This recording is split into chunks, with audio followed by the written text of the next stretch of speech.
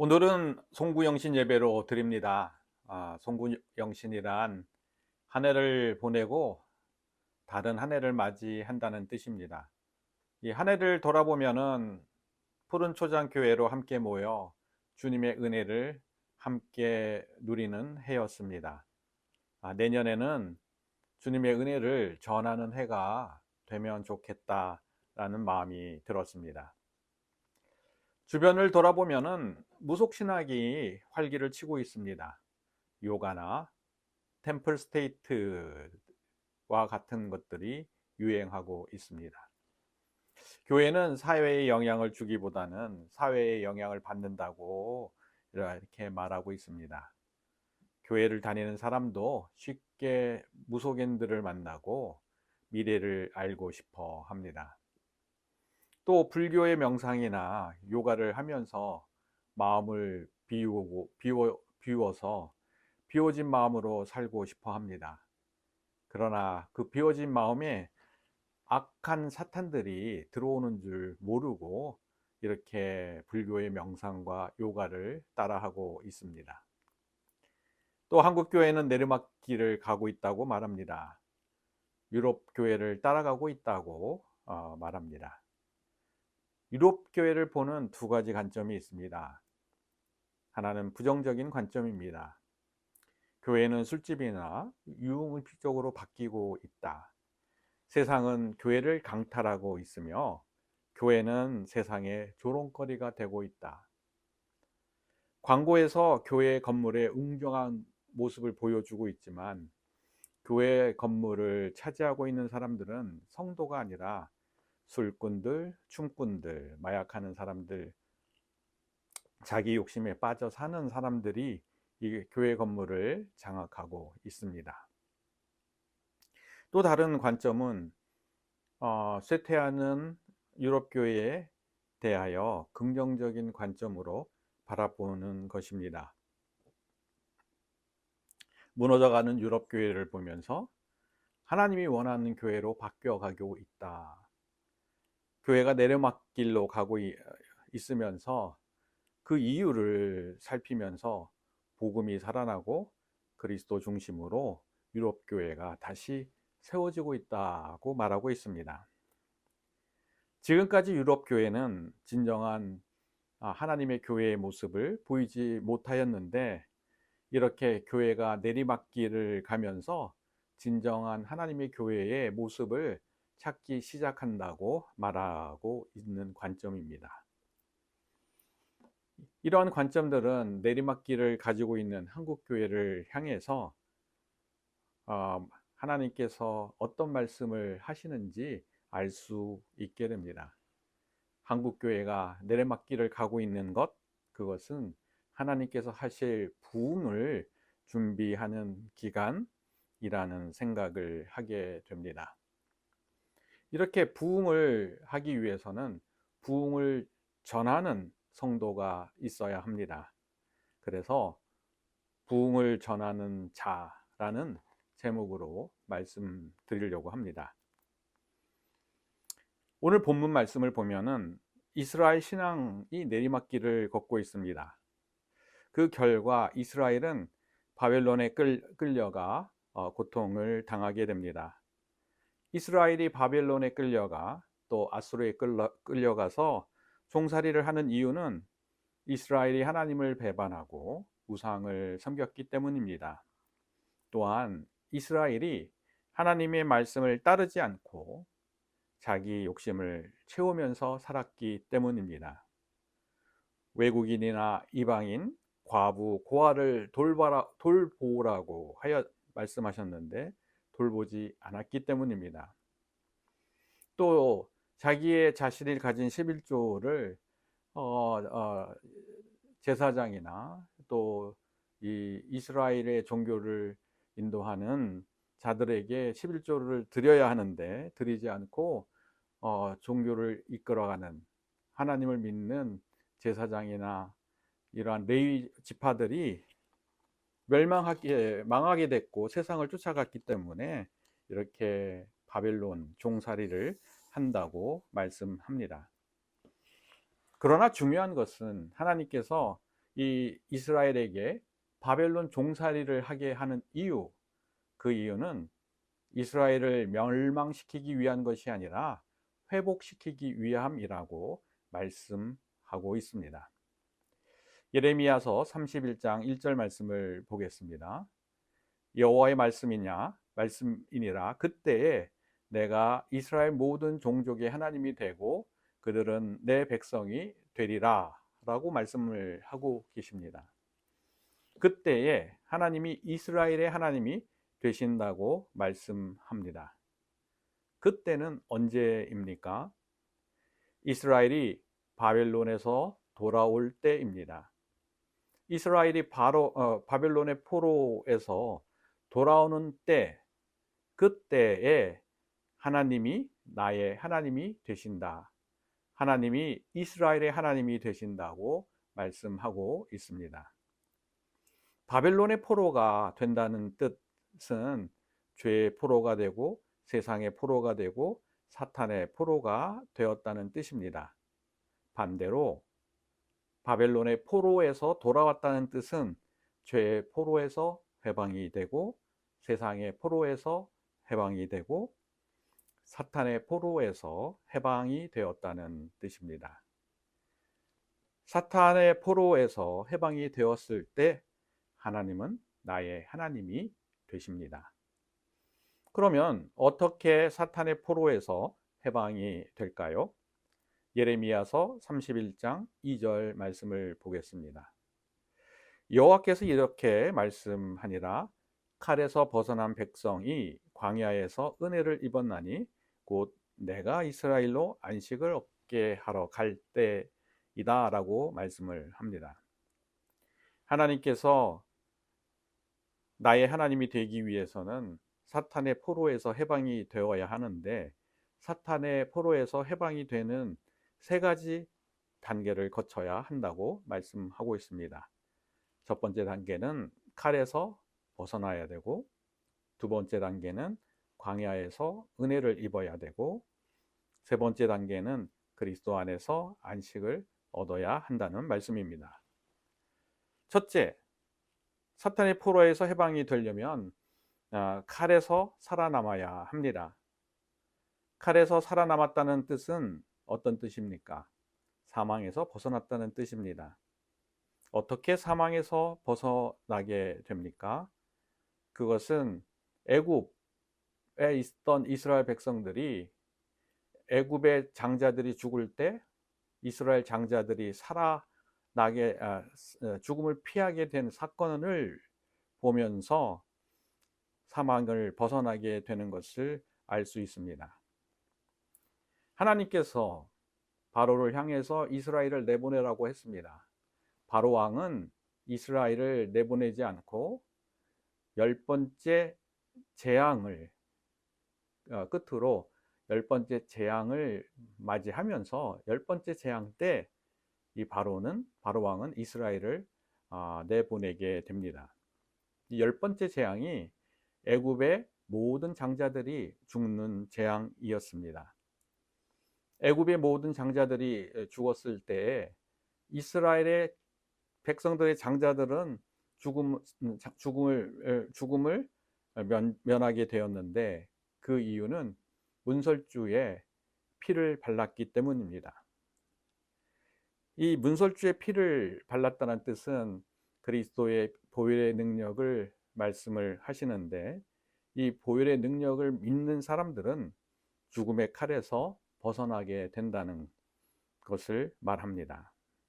우리도 그리스도의 보혈의 능력을 믿으면 죽음의 칼에서 벗어나게 됩니다. 이 죽음의 칼에서 벗어나게 되면은 두 번째 단계가 기다리고 있습니다. 광야입니다. 이 광야는 모든 인간적인 관계가 다 끊어지고 고통, 고난 속에서 하나님을 만나는 기회의 장소입니다. 광야에서 은혜를 입어야 합니다. 광야에서 은혜를 입었다는 것은 하나님을 만나 성령의 임재하심을 경험했다는 뜻입니다. 가까운 사람으로부터 관계가 끊어지고 모든 사람들이 나를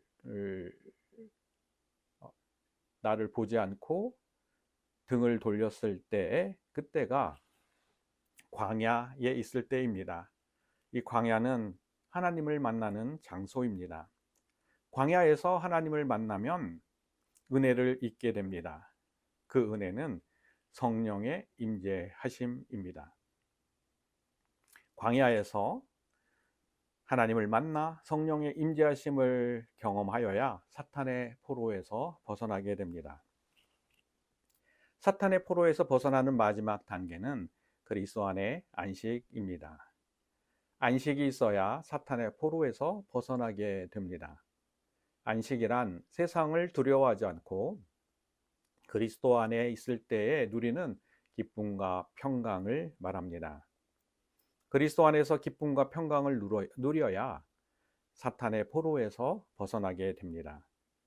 이 사탄의 포로에서 벗어나게 되면 하나님이 나의 하나님이 되고, 하나님이 나의 하나님이 된 사람들이 하나님이 행하시는 부흥의 말씀을 전할 수 있습니다. 하나님이 행하시는 부흥의 말씀은 무엇일까요? 예레미야서 31장 4절 말씀을 한번 보겠습니다. 이스라엘아, 내가 다시 너를 세우리니 라고 말씀을 하고 계십니다. 하나님이 행하신 부흥은 다시 세우심입니다. 넘어져 있는 자를 다시 일으켜 세우심이 하나님이 행하시는 부흥입니다. 넘어졌다 일어나서, 그리고 일어나면은 기쁨을 나누게 됩니다.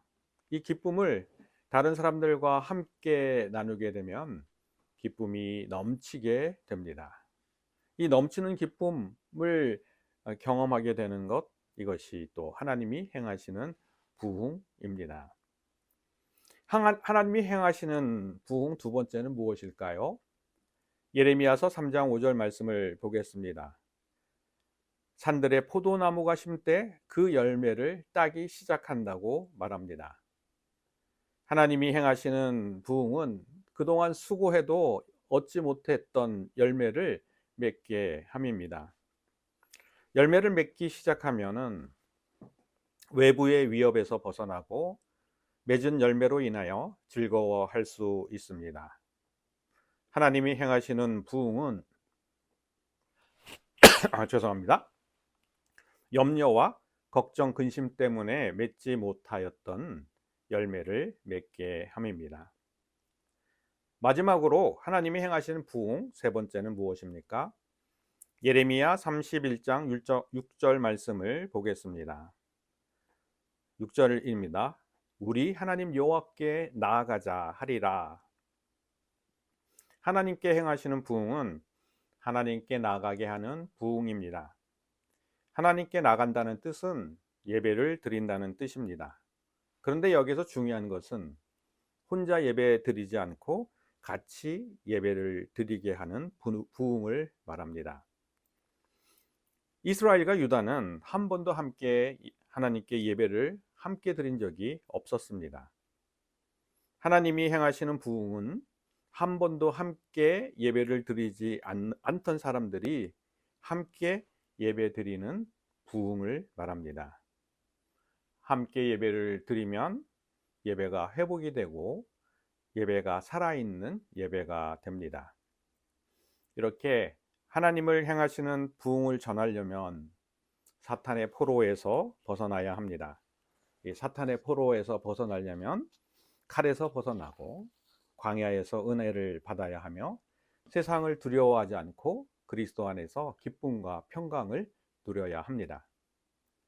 사탄의 포로에서 벗어나게 되면 하나님이 나의 하나님이 되십니다. 하나님이 나의 하나님이 되시면 하나님이 행하는 부흥을 전할 수 있게 됩니다. 두 번째로 누가 또 하나님이 행하시는 부흥을 전하게 될까요?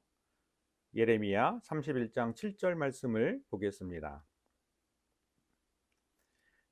야곱을 위하여 기뻐 외치라 라고 이렇게 말하고 있습니다.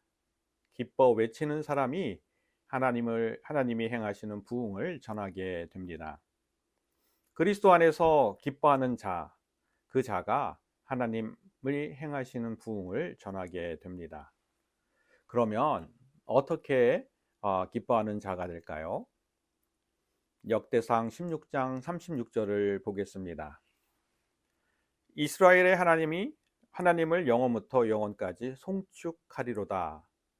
이 말씀은 다윗이 하나님을 송축하는 시입니다. 이런 것을 다시 찾으면 기뻐하는 자가 됩니다. 다윗이 하나님을 송축하는데 이 송축이라는 뜻은 하나님 앞에 감사와 찬송을 드린다는 뜻입니다. 이런 것을 다시 찾으니까 하나님께 감사와 찬송을 드릴 수 있게 된 것입니다. 다윗이 이렇게 하나님 앞에 기뻐하는 이유가 무엇입니까? 이런 것을 다시 찾았기 때문입니다. 브레셋에 빼앗긴 언약궤를 다시 찾아 다윗성으로 이 언약궤를 옮길 때, 이 언약궤가 다윗성 안에 거할 때 다윗은 기뻐하였습니다. 이런 것을 되찾았기 때문에 기뻐하게 된 것입니다. 이런 것을 찾아 기뻐하는 자가 하나님이 행하시는 부흥을 전하게 됩니다. 그럼 어떻게 이런 것을 다시 찾을 수 있을까요? 로마서 5장 8절에서 9절 말씀을 보겠습니다. 그는 아들이면서 고난으로 순종함을 배웠고 온전하게 됐다고 말씀합니다. 고난으로 순종을 배워야 이런 것을 다시 찾을 수 있습니다. 이런 것을 다시 찾으면 온전하게 됩니다. 예수님께서 고난으로 순종함을 배워 온전하게 되셨다고 말씀하십니다.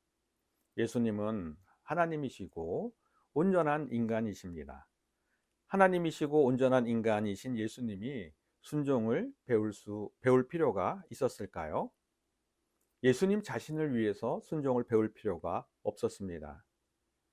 우리를 위해서 순종을 배워서 온전하게 될 필요가 있었습니다. 우리에게 이렇게 하면은 온전하게 된다는 모범을 보이기 위해서 예수님께서 스스로 온전하신데도 순종함을 배워서 온전하게 되신 것입니다. 고난을 통해서 순종함을 배우면 온전하게 됩니다. 고난을 통해서 순종함을 배우면 이런 것을 다시 찾게 됩니다. 히브리서 2장 10절 말씀을 보겠습니다.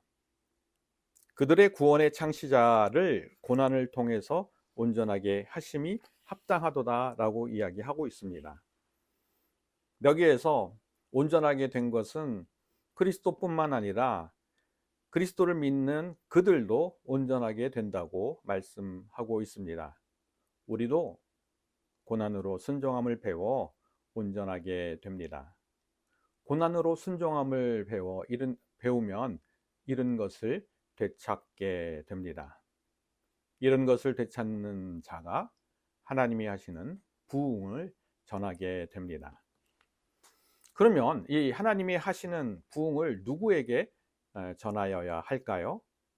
이런 것을 찾아 기뻐하는 자, 또 하나님이 나의 하나님이 되는 자가 누구에게 부흥의 말씀을 전하여야 할까요? 예레미야 31장 7절 말씀을 보겠습니다. 주의 백성 이스라엘의 남은 자를 구원하라고 말씀하고 있습니다.